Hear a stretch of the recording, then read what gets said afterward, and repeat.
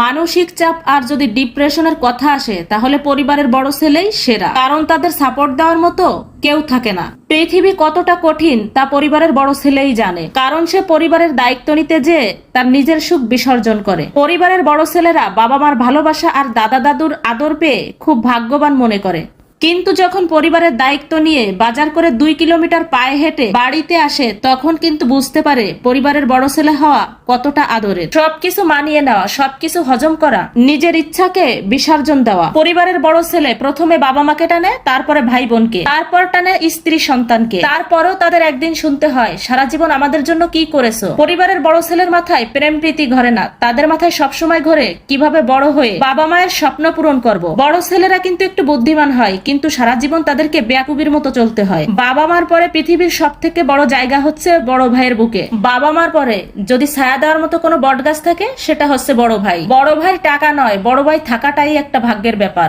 ভাই ভাইয়ের মধ্যে ছোট ছোট কারণ নিয়ে কিন্তু ঝগড়া হয়, কিন্তু যখন জীবনে খারাপ সময় পার করবেন তখন কিন্তু ওই বড় ভাই কাজে লাগে। আসলে বড় ছেলে হওয়াটা অনেক ভাগ্যের ব্যাপার। কয়জনের কপালে জোটে বাবা মার দায়িত্ব নেওয়া।